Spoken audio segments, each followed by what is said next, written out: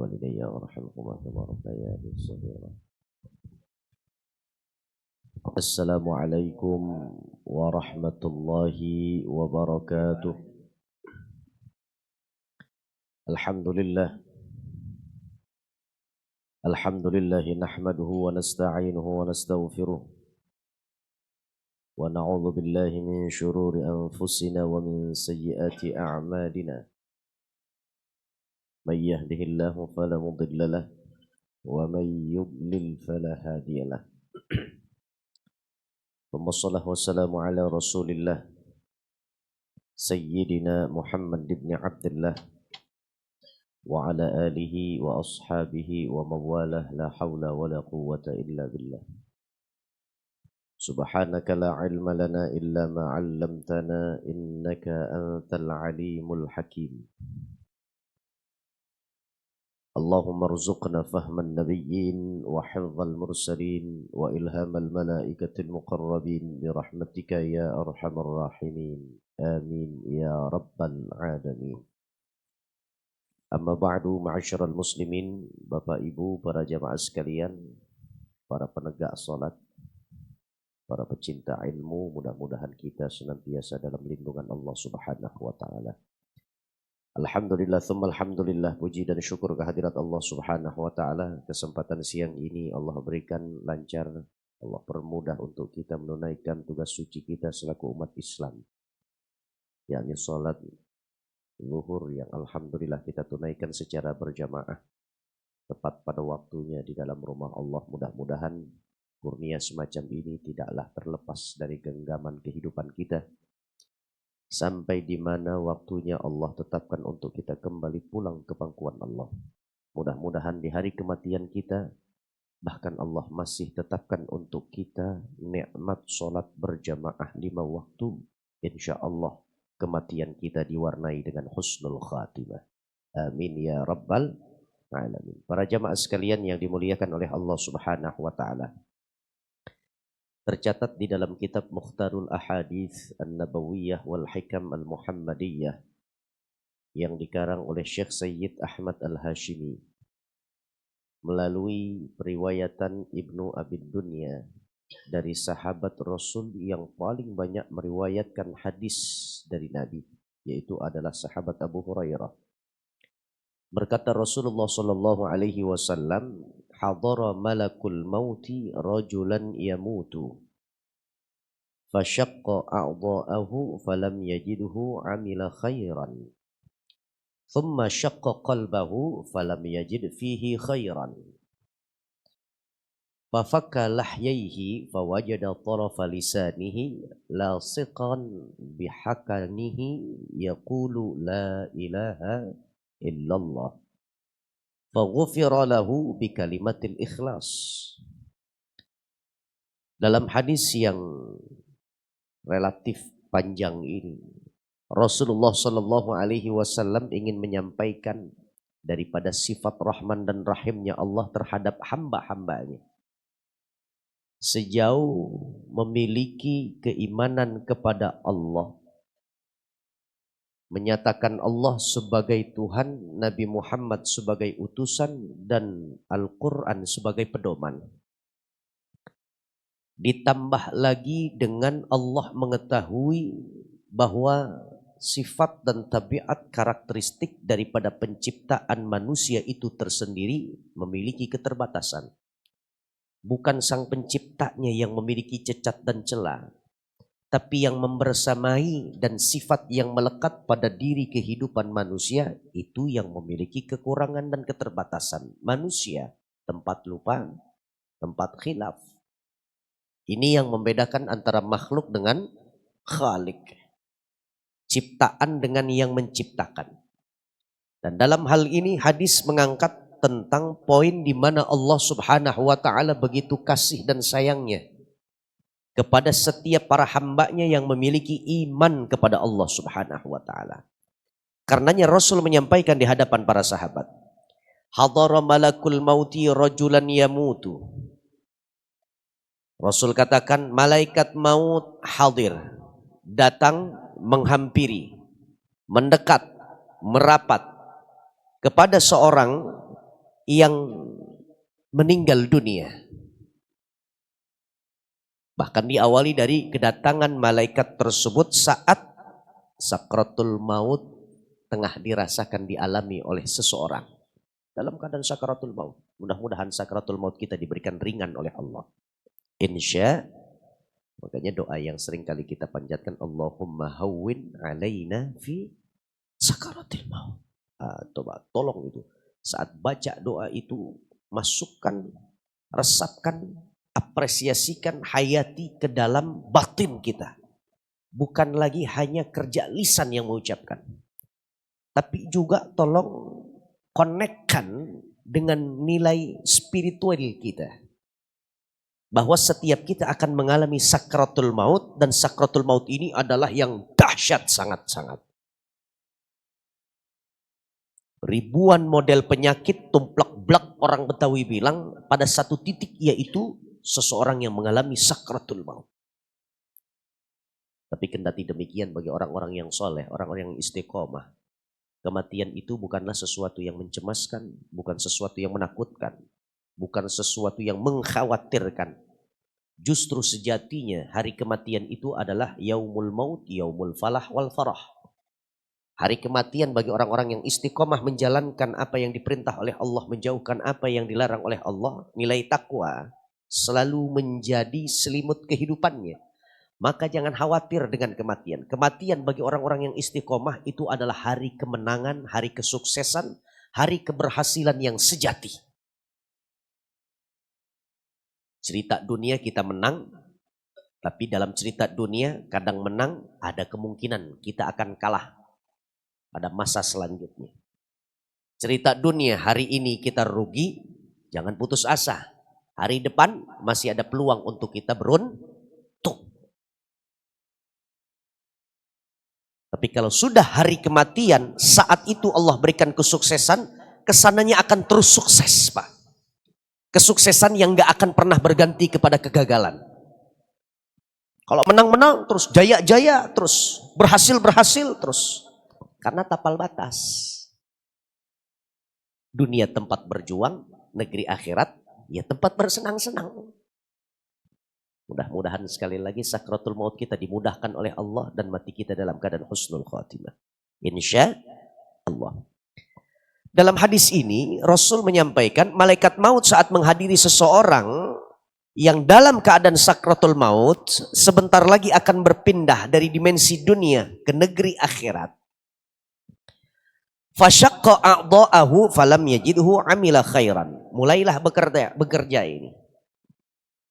Malaikat diperintah oleh Allah untuk mengecek setiap mana ada organ tubuh yang di dalamnya terlibat dalam tauhid kepada Allah Subhanahu wa taala. Contohnya yang dikatakan dalam hadis ini adalah Rasul menyampaikan malaikat maut itu membedah setiap anggota tubuh orang yang meninggal dunia. Membedah apa? Kalau bahasa dokter mulai operasi ini. Mulai operasi, dibedah satu persatu. Falam yajidhu amila khairan. Pertama, dilihat dari ujung rambutnya. Pokoknya semuanya, ujung kaki Pak, dilihat. Ujung rambut, ujung kaki, semuanya dilihat. Semuanya dibedah, diperhatikan. Dideteksi. Adakah organ tubuh ini manusia yang sudah menjadi bangkai? Artinya nggak menjadi manusia yang hidup lagi. Ruhnya sudah terpisah dari fisik dan tubuhnya. Makanya yang berharga sebenarnya ruh ya Pak. Yang berharga itu adalah ruh. Fisik kalau sudah ditinggalkan oleh ruh, gak ada artinya. Nama kita pun berganti semuanya serempak almarhum namanya. Gak lagi disebut Yudi, gak lagi disebut Iqbal, yang gak lagi disebut Budi, gak lagi disebut Marwan dan fulan. Bahkan di nisan kita gak lagi disertakan titel kita yang berentet. Depan ada Prof, depan ada nama kita IR, Insinyur, Engineering. Belakang nama kita SHM, HMSI, nggak ada lagi. SIP, nggak ada lagi. Cukup nama. Paling pun kalau hanya kita lengkapkan dengan nama orang tua kita. Ayah kita. Masya Allah. Dilihat semuanya oleh malaikat, diperiksa, dideteksi. adakah organ tubuh ini manusia yang sudah menjadi bangkai? Di organ tubuh itu terlibat ada nilai ibadah, ada bacaan yang sangat disenangi oleh Allah Subhanahu wa taala. Dilihat dari rongga hidungnya, oh enggak ada. Kelopak matanya enggak ada. Tempurung kepalanya juga enggak ada. Cek bagian pendengarannya, gendang telinganya. Apakah pernah mendengarkan nasihat-nasihat ulama-ulama memberikan wejangan, kutipan dari firman Allah, atau di lingkungan kantornya ada masjid. Lepas sholat zuhur dia duduk sejenak hanya untuk menambah keilmuan, duduk dalam majelis ilmu biar tambah pemahamannya tentang ajaran agama Islam melalui penjelasan dan penjabaran dari hadis Rasul. Enggak juga ditemukan oleh malaikat maut. Thumma syaqqa qalbahu, dilihat juga hatinya, dibelah hatinya. Falam yajid fihi khairan, juga enggak ada nilai kebaikan menurut kacamata Allah. Enggak ada kebaikan. Ini manusia padahal dicipta oleh Allah, tapi nilai kebaikan dia enggak tebarkan saat hidupnya. Dilihat anggota tubuh dari yang satu kemudian berganti dengan satu yang lainnya, enggak ada juga kebaikan. Masya Allah. Fafakka lahyaihi fawajada tarfa lisanihi lasiqan bihanakihi yaqulu la ilaha illallah. Setelah dibedah ini, dibelah itu, sampai yang terakhir adalah hatinya kali. Kalau orang Betawi bilang, perilaku tangannya nggak pernah ngasih, nggak pernah membantu, nggak pernah ngebet lembaran Al-Quran. Lisannya dilihat juga nggak ada bacaan-bacaan dari firman Allah. Kakinya juga nggak melangkah pada tempat-tempat yang baik. Matanya dijatuhkan pada pandangan yang selalu haram. Nilai kebaikan nggak ada, Pak. Nilai kebaikan tidak ada. Dirinci, didetailkan oleh malaikat maut, nggak ada. Begitu Rasulullah Shallallahu Alaihi Wasallam katakan fafakka lahyaihi, yang artinya adalah saat malaikat maut membuka mulutnya dan mendapati ujung lidahnya yang masih menempel pada bagian atas mulutnya pernah mengucapkan la ilaha illallah. Kalimat pamungkas, Pak. Kalimat yang menentukan bahwa diri seseorang menjadi pengabdi, penyembah Allah, beriman kepada Allah, menjadi mukmin atau kafir dari batas tembok ini, la ilaha illallah. Yang mengucapkan la ilaha illallah tentunya akan mendapatkan keberuntungan bahkan saat dibedah oleh malaikat maut untuk kali pertamanya. Sebelum kepentingan untuk identifikasi ini mayat, ini jenazah, karena berkasus ini, berkasus itu. Sebelum dibedahnya untuk autopsi dan lain-lain. Ternyata malaikat maut lebih dulu mengotopsi, Pak. Tapi bedahnya ini sesuai instruksi dari Allah Subhanahu wa taala. Coba lihat, ada enggak nilai kebaikan yang dilakukan oleh si fulan? Di kepalanya, di tangannya, di kakinya, sampai di belek hatinya, enggak ada semuanya. Dia lapor kepada Allah, enggak ada ya Allah. Terakhir kata Allah, coba lihat ujung lisannya. Bagaimana keadaannya? Begitu dilihat ujung lisannya, baru saja mengucapkan la ilaha illallah. Atau bahkan hanya sekali dalam hidupnya mengucapkan la ilaha illallah. Kalimat penafian, tidak ada Tuhan selain Allah. Dia maksiat ini, di maksiat itu. Tapi ternyata utuh tauhidnya. Utuh tauhidnya. Hanya malas saja beribadah dan menjalankan perintah Allah Subhanahu wa taala. Tapi hatinya enggak pernah tergoyahkan bahwa tetap yang menciptakan daku itu adalah Allah. Yang mengatur kehidupan aku ini adalah Allah. Yang menjaminkan rezeki untuk aku ini adalah Allah. Pernah sekali mengucapkan la ilaha illallah. Tergambar bihanakihi, di bagian langit-langit atas rongga mulutnya. Kalau kata orang Betawi bilang ini lak-lakan begitu Pak. Langit-langit bagian atas. Masih lisannya tergambar tulisan la ilaha illallah dari ucapannya. Maka kemudian faghufira lahu bikalimatil ikhlas. Rasulullah Shallallahu Alaihi Wasallam menutup ini hadis dengan ucapannya, maka Allah Subhanahu wa taala ridha, ikhlas dan berkehendak mengampuni segenap apa yang menjadi kekeliruan hamba tersebut. Hamba tersebut diampuni oleh Allah lantaran kalimat la ilaha illallah. Itu kita sebutnya dengan kalimat apa namanya? Tahlil. Makanya Masya Allah, kalau kita diberikan pemahaman oleh Allah dan Rasulnya betapa pentingnya kalimat la ilaha illallah ini untuk mengeluarkan sesuatu yang sifatnya adalah tindakan syirik kita kepada Allah Subhanahu wa taala.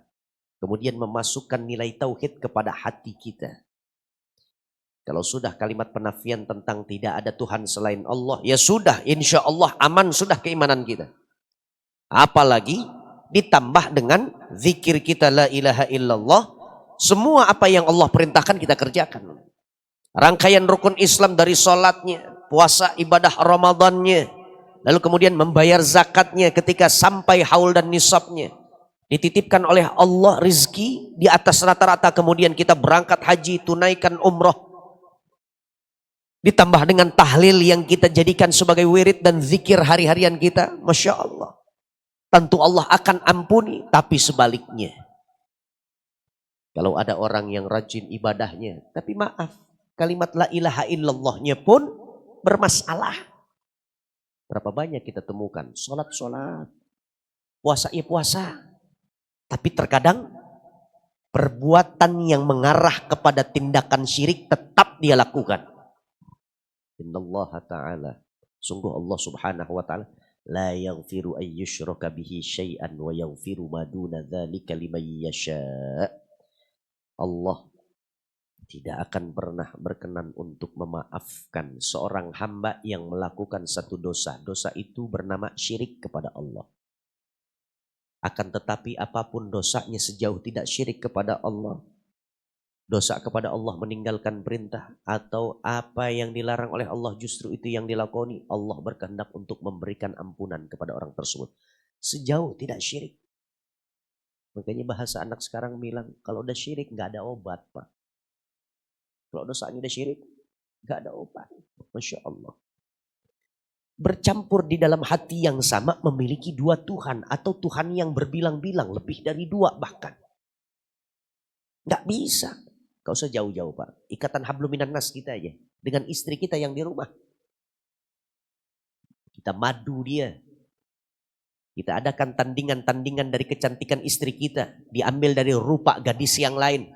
Rupa dari perempuan yang lain. Oh, marah dia. Marah dia. Cemburu dia. Itu baru manusia. Betapa lagi saat kita sholat, kita ibadahi Allah. Lalu kemudian saat meminta bukan kepada Allah. Saat berdoa, doanya tidak kita arahkan kepada Allah. Kita arahkan kepada sesama makhluk. Gemes Allah. La haula wa la quwata illa billah. Ini hadis memberikan pesan penting kepada kita. Pesan pentingnya apa? Tolong tetap jaga iman kita. Jangan terkecoh dengan pergantian tahun yang kemarin. Apalagi Masehi yang bukan produk kita. Bukan produk umat Islam. 2025 kita tutup sejarah kita. Kaleidoskop kegiatan cukup menjadi apa? Ibrah pelajaran. Ya ayyuhalladzina amanu taqullaha wal tanzur nafsum ma qaddamat lighad. Orang beriman harusnya punya konsekuensi, yaitu apa? Bertakwa kepada Allah. Takwa yang harus konsisten, istiqomah. Setelah orang beriman diberikan oleh Allah Subhanahu wa taala perintah takwa, kemudian soal waktu yang diberikan hanya 3 waktu kita. Yang dahulu sudah menjadi sejarah dan syogianya harus kita jadikan sebagai ibrah, modal pelajaran untuk masa mendatang. Yang pertama kemarin, yang kedua hari ini, yang ketiga adalah hari esok, hari selanjutnya. Wal tanzur nafsum ma qaddamat lighad. Yang lalu biar berlalu. Begitu kata pujangga Arab. Ma madhafat wal muammalu ghaib walakas sa'ah allati anta fiha. Yang berlalu biarkan ia lewat dan gak akan pernah kembali. Kita akan hadapi di masa mendatang hari yang sama, tanggal yang sama, jam yang sama, bulan yang sama, tahun yang sama. Lan tarji'al ayyamul lati madat. Wal muammalu ghaib, yang selanjutnya penuh misteri. Setiap kita nggak mengerti, semuanya abstrak kehidupan yang akan datang. Rencana boleh silahkan, namun ketetapan Allah tetaplah itu yang akan berlaku. Walakas sa'ah allati anta fiha. Adapun waktu yang paling berharga, waktu emas itu adalah waktu di mana saat ini kita hidup. Ini waktu adalah emas, Pak. Mau kita arahkan untuk mendapatkan pahala Allah dengan berbagai macam rangkaian ibadah, silahkan kita kerjakan. Nantinya juga akan kita rasakan kenikmatannya, besar kecilnya. Nikmat yang akan kita rasakan sesuai dengan besaran dan juga sederhananya amal baik yang kita lakukan. Faman ya'mal mithqala dzarratin khairan yarah. Akan kita tampak kok, akan kita saksikan, kita rasakan, kita alami. Begitu yang banyak dalam soal kebaikan, begitu juga yang banyak dan kecil dikit soal keburukan. Akan kita rasakan menjadi sanksi, tapi bukan menjadi kenikmatan lagi. Kalau yang buruk menjadi sanksi, menjadi derita, menjadi petaka, menjadi nestapa. La haula wala quwata illa billahil aliyyil azim. Yang lalu kita jadikan modal untuk kita berbekal diri menghadapi hari esok. Jangan terkecoh dengan perguliran waktu. Meskipun memang telah ditetapkan oleh Allah, innal insana lafi khusr. Kita ini orang-orang yang nyata. Ruginya itu bukannya rugi yang bisa rugi. Tidak rugi kita. Semua kita ini rugi. Innal insana lafi khusrin. Dipastikan oleh Allah setiap kita ini akan merugi. Tapi lihat bagaimana ayat selanjutnya mengatakan. Illa, kecuali. Ada exception, ada pengecualiannya. Alladzina amanu wa amilus shalihat. Iman, amal soleh. Wa tawassaw bil haq wa tawassaw bis sabr. Jangan kita merasa sulit untuk menyampaikan hal terbaik kepada orang-orang sekitar kita. Baik nasihat itu tentang kebaikan, kebenaran, ataupun soal kesabaran. Kalau tidak demikian tergilas kita oleh roda waktu. Begitu kata Muhammad bin Idris Asy-Syafi'i. Al-waktu kasayfi in lam taqta'hu qata'aka. Waktu itu bagaikan bilah pedang yang tajam, Pak. Runcingnya Masya Allah. Merobek segala sesuatu apapun objek kalau sudah menyentuh bilah pedang itu. Tajamnya Masya Allah. Itu waktu yang Allah berikan kepada kita. In lam taqta'hu. Kalau kita nggak kendalikan bilah pisau atau bilah pedang yang tajam ini, qata'aka, maka engkau yang akan terluka. Engkau yang akan terpotong, tercabik-cabik. La haula wala quwata illa billah. Jangan berbangga dengan peralihan waktu, pekan menjadi bulan, bulan menjadi tahun. Tapi pekalah terhadap apa yang Allah berikan dari kemuliaan Rajab. Kemarin tuh Pak, malam tahun baru. Orang fokusnya ke malam tahun baru dengan kegiatan malam tahun baru. Padahal bersamaan dengan pergantian malam tahun baru. Itu Allah sedang memberikan, menghidangkan. Allah sedang menggelarkan red carpet kepada kita dalam bentuk apa? Rajab. Rajab akhirnya jadi kalah ngetren. Kalah beken, kalah favorit dengan apa? Pergantian tahun kemarin. Akhirnya Rajab kita beberapa hari yang sudah lewat, sekarang kan sudah masuk bagian yang kedua, Rajab. Sudah lebih daripada 15 hari kan? Nah, akhirnya Rajab yang diberikan oleh Allah yang begitu banyak kemuliaan, keagungan dan kebesaran di dalamnya, lewat begitu saja dengan kesia-siaan. Tanpa kita mengambil nilai manfaat untuk kehidupan negeri akhirat kita yang kekal. Na'udzubillah min dzalik. Mudah-mudahan Allah Subhanahu wa taala terus membenahi kekeliruan kita yang masih sekali muncul di setiap waktu-waktu yang bahkan kita sendiri di luar kendali daripada diri kita. Mudah-mudahan Allah tutup peluang kesalahan kita yang serupa, yang sama seperti hari-hari yang lewat.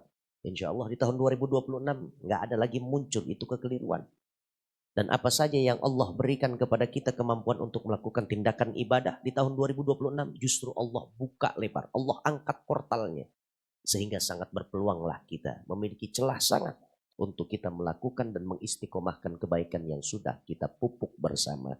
Yang sudah menjadi rutinitas kegiatan kita atau daily rutin kita.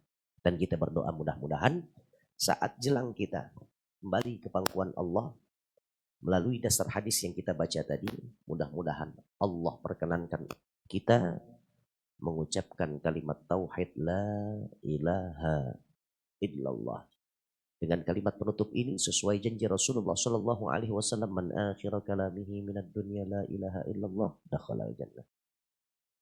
Siapa orang yang akhir kalimatnya sebelum dia meninggal dunia adalah la ilaha illallah, maka Allah tetapkan, Allah jaminkan, Allah pastikan mendapatkan surganya Allah Subhanahu wa taala. Ala hadhihi niyyah wa ala kulli niyatin salihah. Wa ila hadratin Nabi Mustafa Rasulullah sallallahu alaihi wasallam. Al-Fatihah.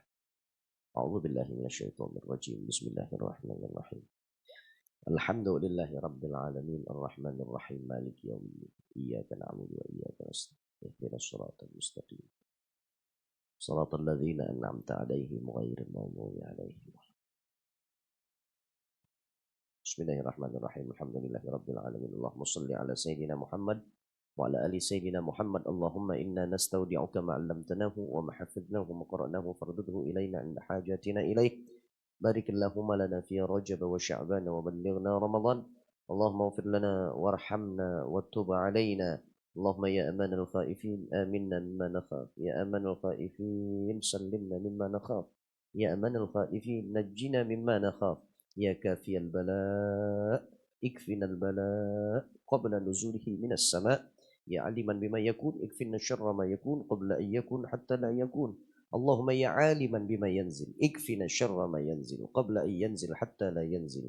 ربنا آتنا في الدنيا حسنة وفي الآخرة حسنة وقنا عذاب النار. صلى الله على سيدنا محمد وعلى آل سيدنا محمد والحمد لله رب العالمين. ثم السلام عليكم ورحمة الله وبركاته.